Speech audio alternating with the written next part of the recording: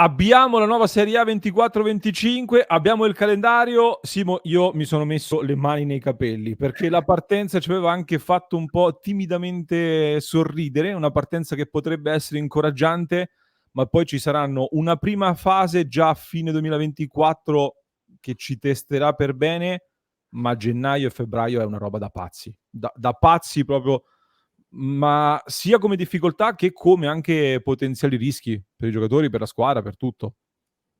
Soprattutto questo, perché fin quando sorteggi e comunque sei nelle mani del computer, magari storcendo un po' il naso lo accetti, però abbiamo già visto, fra poco lo mostriamo, che si infilano tante di quelle eventualità di gara da recuperare, di possibili partite che spuntano a stagione in corso, che diventa davvero difficilissimo da gestire, per non dire quasi impossibile, vista così sulla carta. È una stagione che ci vedrà protagonisti in campionato, con un campionato che avrà solo un turno infrasettimanale alla 10ª giornata. Si giocherà nel periodo natalizio, con le sfide il 22, 29 e 22 e 29 dicembre e 5 gennaio. Si giocherà dal 17 agosto al 25 maggio, con l'Inter che partirà in trasferta sul campo del Genoa. Poi in mezzo la Coppa Italia, la Supercoppa italiana che si giocherà a gennaio in Arabia Saudita, e la nuova Champions League con più partite, la nuova Champions che avrà 2 partite che si giocheranno a gennaio, visto che sono 8 partite nella fase a gironi, gli eventuali spareggi a febbraio, e poi, chiuso tutta questa follia, in teoria a giugno anche il mondiale per club, che ha tanti rischi, visto che c'è tanta discussione ed è da vedere.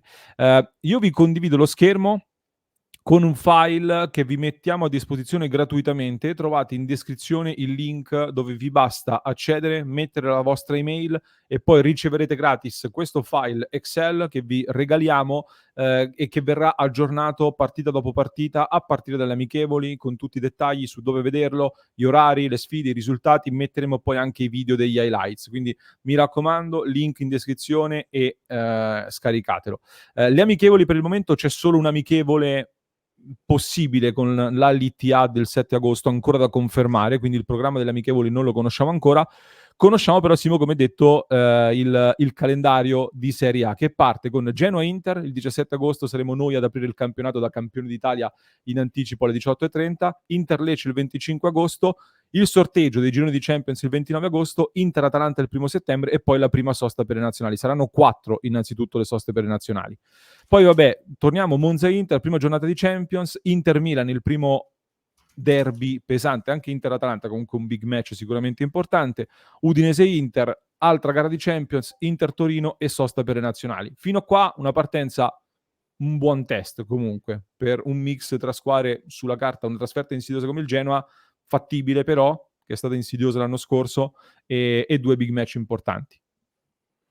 Sì, finora è anche fattibile, c'è la curiosità di avere 3 volte nelle prime 4 giornate le prime 3 rivali degli scorsi anni con Inzaghi, dicevamo, quindi Genoa, Lecce e Monza, e poi arriva il derby appunto alla quinta, però per ora ancora ce la facciamo, non so come dire. Il primo stress test tosto davvero è Roma-Inter, terza giornata di Champions, e Inter-Juventus. Qui già ci aspetta una bella settimana importante. Poi non sto a leggervi tutto il calendario, vado rapido al periodo di dicembre, dove si comincerà a giocare a ritmi veramente forsennati, perché Inter-Parma precede la sesta giornata di Champions, quindi Lazio-Inter, ottavi di finale di Coppa Italia che probabilmente si giocheranno il 18 dicembre, potrebbe essere quella la data per gli ottavi di finale dell'Inter, che poi chiude l'anno contro Como, Cagliari in trasferta, prima di ripartire con il gennaio che è da folli, Simo. Gennaio è una roba folle.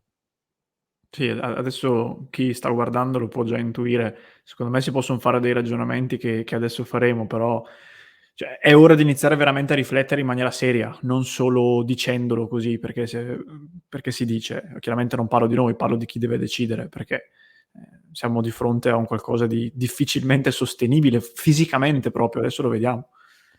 Sì, perché sappiamo per certo che l'Inter giocherà Inter-Atalanta il 4 gennaio come semifinale di Supercoppa italiana. Questo è già sicuro, certo e confermato.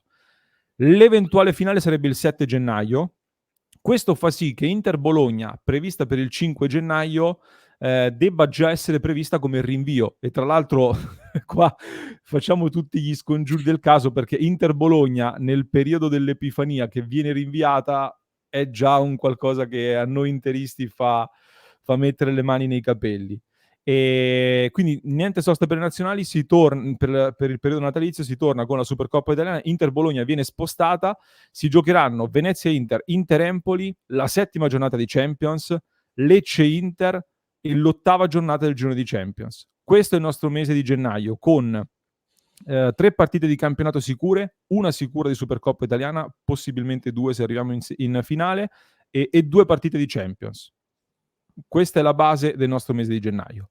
Il problema è che Inter-Bologna, quando si recupera, ci sono già degli slot previsti, che sono quelli relativi al mese di febbraio con la Coppa Italia, cioè nelle settimane in cui si giocheranno i quarti di finale di Coppa Italia, Inter-Bologna dovrebbe essere recuperata in quel periodo lì. Vale per Inter-Bologna, ma vale anche per le altre partite delle altre squadre che giocano la Supercoppa italiana, quindi anche per l'Atalanta, per la Juve, per il Milan e le rispettive avversarie.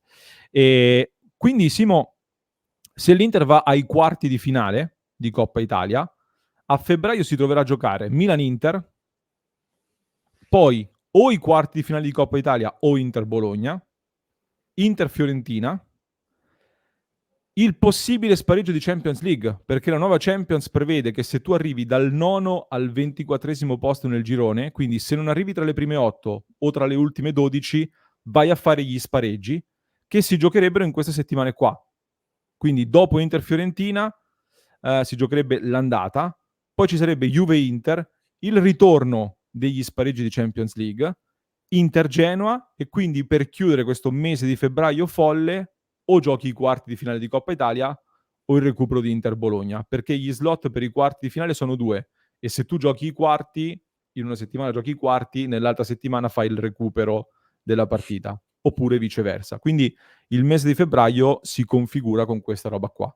4 partite di campionato, Milan, Fiorentina, Juve e Genoa, forse 2 partite di Champions, una gara di Coppa Italia e il recupero col Bologna di campionato. No, è assolutamente insostenibile, mi sembra evidente, non solo per il numero di partite, ma anche proprio per gli avversari. In campionato abbiamo Milan, Fiorentina e Juve, tutte e 3 di fila, la Juve nel mezzo dello spareggio Champions. Se dovesse trovarsi a farlo l'Inter e non la Juve, questo sarebbe, o anche viceversa chiaramente, perché è anche interesse della Juve, è un danno. Non lo so, io la prima cosa che ho pensato, che non risolve il problema, però ti dà un aiuto, come dicevamo anche durante la diretta, sappiamo già che Inter-Bologna deve essere rimandata perché c'è la Supercoppa e le date sono chiare. Anticipiamola, cioè nella prima parte di stagione forse ci sono dei momenti un filo più gestibili, piazzacela lì, so che non si fa di solito si rimanda e poi si vede dopo, però è davvero difficile, perché poi il regolamento, come dicevamo, in teoria prevede che si vada a recuperare la partita da recuperare nella prima data utile, il che significa che non puoi neanche fare una gestione, a meno che forse si accordino anche le 2 squadre magari, però davvero, come fa una squadra a sostenere una roba di questo tipo? Anche a livello poi europeo, dove porti in campo non solo te stesso, ma in qualche modo anche il tuo campionato, il tuo paese. Cioè, non è possibile. No, è impressionante. Poi io adesso voglio fare un altro paio di riflessioni su questo periodo gennaio-febbraio, però prima chiudiamo, Simo, con le altre gare. Ci sarà l'ultima sosta per le nazionali il 23 marzo. Chiuderemo, diciamo, almeno la chiosa di questa stagione sulla carta non è eccessivamente, non è folle, ecco, come invece quella parte lì, perché avremo nelle ultime 5 Inter-Roma, Inter-Verona, Torino-Inter, Inter-Lazio e Como-Inter. Quindi, come dicevamo, ti puoi buttare al lago o per festeggiare o per, o per dimenticare eventualmente. Poi ci sarà la finale di Champions e il Mondiale per Club dal 15 luglio al 13 luglio. Un finale, sì, con delle insidie, ma gestibile. 2 riflessioni che faccio. Noi quest'anno abbiamo vissuto un periodo di difficoltà tra dicembre e inizio gennaio e gennaio in generale. Lì c'è stato un momento di flessione, di problemi, di infortuni, eccetera. Quindi, Simo, bisogna tenere in considerazione questo aspetto nella preparazione. Va bene partire forte, ma attenzione perché quest'anno dicembre, gennaio, febbraio sono 3 mesi decisivi su tutti i fronti sostanzialmente, dove davvero puoi fare tanto la differenza tra una stagione mediocre e una esaltante. Quindi forse i carichi di preparazione vanno tarati anche su questa cosa qua e forse anche qualcosa di mercato, Simo? Bisogna vedere nella rosa a questo punto? Allora, su questo oggi non è che ci siano arrivate delle notizie nuove, giusto gli accoppiamenti in Serie A, poi che le partite fossero queste e che avessero determinate date più o meno si sapevano. Lo dico per come l'ho vissuta io, vederle scritte però mi fa un altro effetto, mi fa capire proprio fino in fondo che razza di impegno sia alcuni pezzi della stagione.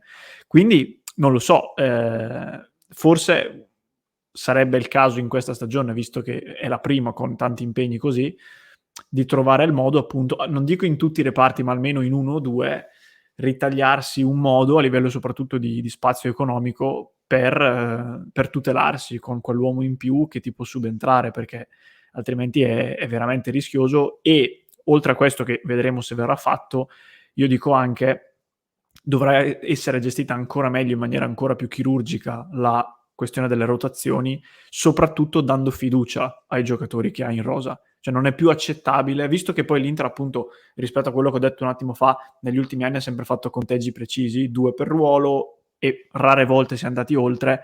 Ecco, i 2 che tu hai per ruolo devi farli giocare, devi fidarti quando c'è bisogno, non possiamo più pensare di avere il Buchanan di turno che non gioca nemmeno a gare praticamente ormai inutili, o il giovane che ti tiene lì perché all'inizio si dice no però è bravo e poi non gli si dà mai spazio. Questa cosa non è fattibile, perché poi arrivi ad un certo punto dove il titolare si spreme per forza, quindi massima attenzione anche su questo. Io stavo pensando, Simo, che integrare qualcuno dei nostri del vivaio a questo punto diventa importante, Sì. perché anche a livello di liste non c'è molto spazio, a livello economico non puoi aggiungere tanto. Integrare qualche nostro giocatore del vivaio, non per forza dell'attuale primavera, ma anche qualcuno da riprendere appunto a tema vivaio, potrebbe essere utile per avere dei ricambi in più in quel periodo lì. Qualcuno scrive in chat, lo leggo, tipo John Smith, bisogna per forza focalizzare le energie su un paio di obiettivi e ignorare il resto. In tanti dicono concentriamoci, che ne so, sul campionato, sulla Champions e la Coppa Italia, via. La Supercoppa italiana, via. Non lo so. Forse il vero tema, secondo me, è che a questo punto diventa fondamentale arrivare tra le prime 8 in Champions. E io penso che Inzaghi, così ambizioso com'è, e così attento alla voglia di alzare l'asticella, così attento alla Champions, forse darà tra le priorità quella di arrivare tra le prime 8 in Champions.